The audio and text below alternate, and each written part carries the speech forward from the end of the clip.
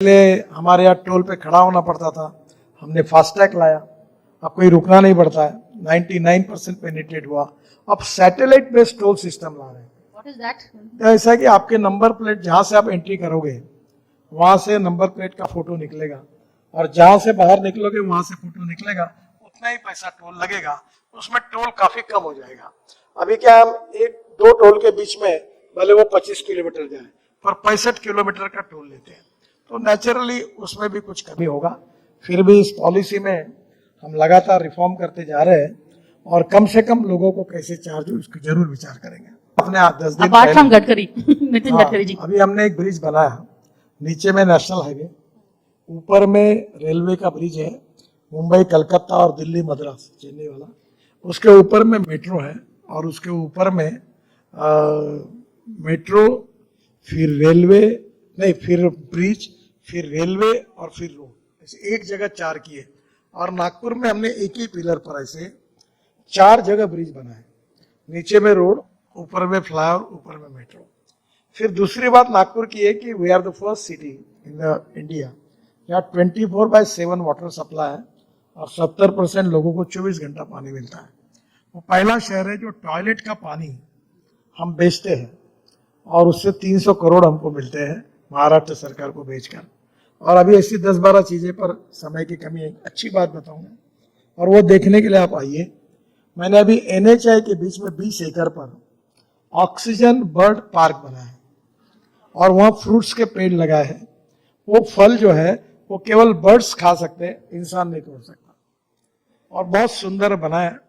और वहाँ अलग अलग प्रकार के बर्ड्स भी अब है और कोशिश है कि वर्ल्ड के बर्ड जो बाहर जाते हैं घूमते रहते वो वहाँ आए, और उसके बारे में हमने हमारे एरिया के बर्ड्स को भी छोटे बच्चों के लिए एक सुंदर पार्क बनाया। ये पहली बात तो ऐसी है कि हमारे देश में 22 लाख करोड़ रुपए फॉसिल फ्यूल के इंपोर्ट के लिए खर्चा होती है, और सबसे दुर्भाग्य का विषय है कि एयर पोल्यूशन के कारण हमारे यहाँ सब जगह हेल्थ के प्रॉब्लम है। दिल्ली में आपको पता है कि एयर पोल्यूशन की समस्या कितनी गंभीर है, और इसलिए import substitute cost effective pollution free और इंडिजिनस।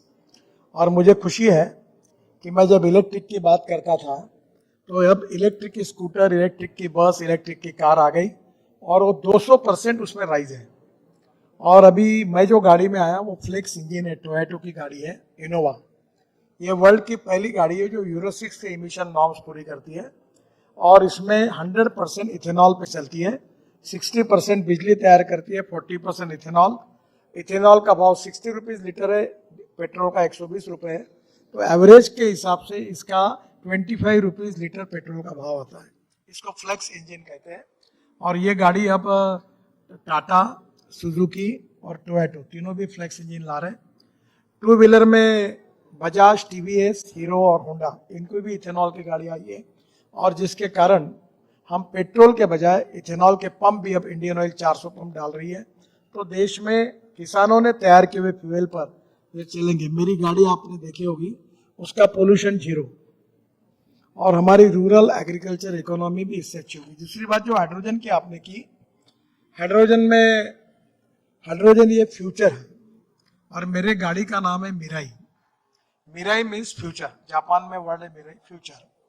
जो हाइड्रोजन होता है कोयले से तैयार होता है वो ब्लैक हाइड्रोजन, जो पेट्रोलियम से होता है वो ब्राउन हाइड्रोजन, और जो गंदे पानी से या बायोमास से या म्यूनिसिपल वेस्ट से सेग्रीगेट करके तैयार होता है वो ग्रीन हाइड्रोजन। तो हम इलेक्ट्रोलाइजर प्रोसेस से जब पानी से हाइड्रोजन करते हैं तो 50 यूनिट बिजली लगती है।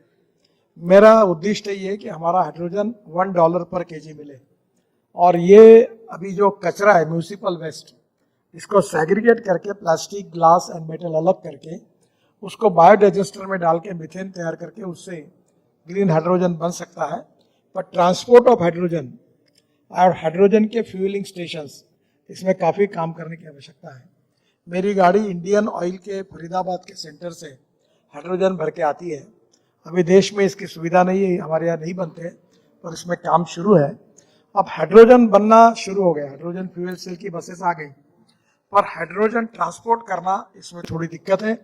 और हाइड्रोजन फ्यूलिंग स्टेशन ये भी जल्दी हो जाएगा, थोड़ा समय लगेगा, पर फ्यूचर हाइड्रोजन है। और मैं विश्वास के साथ कह रहा हूं, आज हम 22 लाख करोड़ रुपए का फॉसिल फ्यूल इंपोर्ट कर रहे हैं। ये परिस्थिति आने वाले 8-10 साल में बदलेगी और हम एनर्जी को आयात करने वाले नहीं, तो एनर्जी को निर्यात करने वाला देश हम बनेंगे। Thank you so much. लेकिन while we are talking about the future and going ahead and clean fuel, अभी एक कंट्रोवर्सी आ गई है ओला स्कूटर्स को लेकर, तो how are we handling these situations? देखिए, पहली बात तो ऐसी है कि कोई भी नई बात आती है तो स्टार्टिंग में कुछ ट्रबल्स होती है, सरकार के रूल्स रेगुलेशन के ऊपर उस पर कार्रवाई होती है। अब मुझे बताइए कि दिल्ली में इतने इलेक्ट्रिक बसेस चल रही, इलेक्ट्रिक स्कूटर चल रही, इलेक्ट्रिक ऑटो रिक्शा चल रही, इलेक्ट्रिक कार चल रही, कोई प्रॉब्लम आया? कोई अगर प्रोडक्ट में प्रॉब्लम आएगा तो रूल्स एंड रेगुलेशन के हिसाब से सरकार उसकी चिंता करेगी और उचित कार्रवाई करेगी। I would also like to tell you and our viewers that NewsX, we have all our cars are electric vehicles. So we have also taken your example and moving on to the electric vehicles. But आगे बढ़ के there is a lot of criticism about the everybody is praising you for the roads. उसके लिए Gadkari, Phulkari, they call you the highway man, the flyover man. लेकिन roads को लेके high toll tax के ऊपर बहुत people are unhappy. In fact, उस social media में वो वीडियोज भी बन रहे हैं कि टोल के नाम पे आपकी फोटो आती है, टैक्स के नाम पे निर्मला सीतारमण की फोटो आती है। तो who do we blame for the high toll tax? देखिए, पहली बात तो ऐसी है कि मैं आपको बात बताऊंगा कि if you want good services you have to pay for it, और हमारे बजट में रिस्ट्रिक्शन है, और इसलिए बजट के पैसे से हम लैंड एक्विजिशन करते हैं और कैपिटल मार्केट से पैसा खड़ा करते हैं, उसको 8.05% इंटरेस्ट देते हैं। और आजकल तो मैंने जो सर्विस क्लास के लोग इन्वेस्ट करे, इसलिए मंथली इंटरेस्ट देता हूँ, तो ये बैच के पैसे वापस करने होंगे। पर मैं आपको एक बात बताता हूँ, मैंने जब मुंबई में मैं मंत्री था तो मैंने मुंबई पुणे एक्सप्रेस हाईवे बनाया, Worli Bandra sea link project, 55 flyovers बनाए। तब मुंबई से पुणे जाने के लिए 9 घंटे लगते थे, अब मुंबई से पुणे 2 घंटे में होता है।